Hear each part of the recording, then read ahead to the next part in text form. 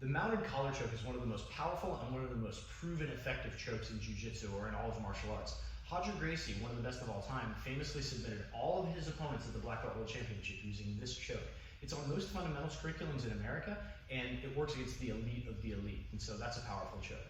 The fundamental mechanics are exactly the same as the collar choke from the closed guard. We're going to use the blades of our wrists to cut off our opponent's carotid arteries, but in this case, we also have the power of gravity, and so we're going to use that. So if I'm in the mount on Dave, I need to establish my grip. First of all, my knees are going to go wide and my feet are going to curl underneath Dave's butt to establish a nice base. Then I'm going to go into the gi to try to attack the choke. I'm going to open his gi and slide my hand palm up. Now to get it a little bit deeper, I like to drop my elbow to his sternum and shoot my hand a little bit deeper. I'm reaching as deep as I can. I don't want the back of my wrist to turn against his neck, I want the blade of my wrist.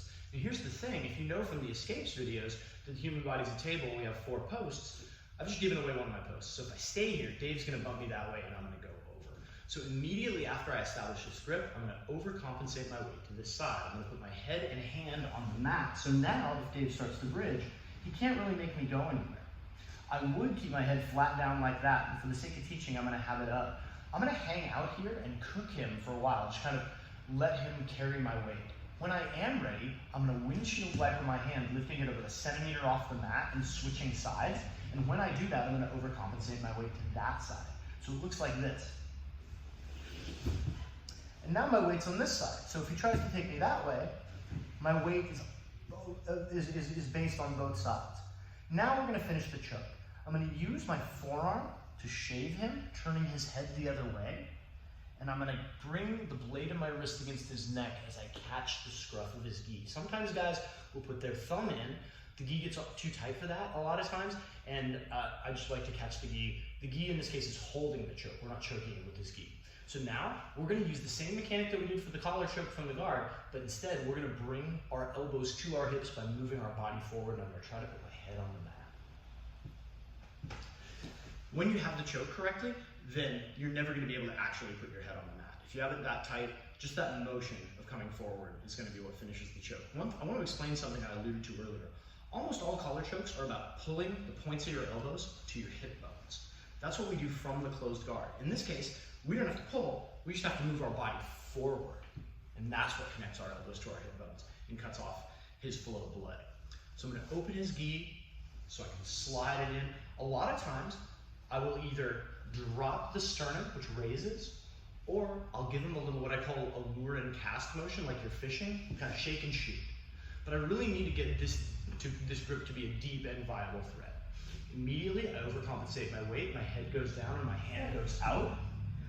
Hang out here. If you're on top, you're in no danger, and your partner is carrying your weight, don't be in too much of a hurry to advance your position and finish. You can finish on your own time. I'm going to lift my head, windshield wiper to the other side.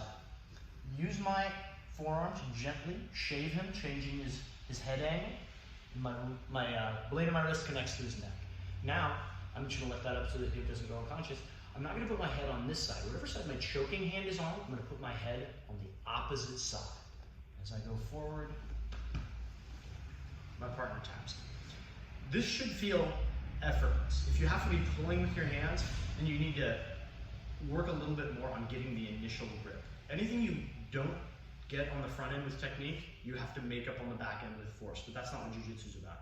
Jiu-jitsu is about a smaller, weaker opponent being able to subdue a larger, more physically advantageous opponent.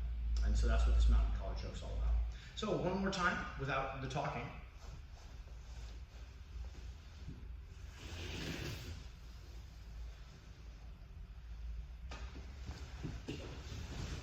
It's one of my favorite chokes at all levels of jiu-jitsu, and it just continues to work. Tons of details to it, so practice it slow, practice it right, and learn to love it.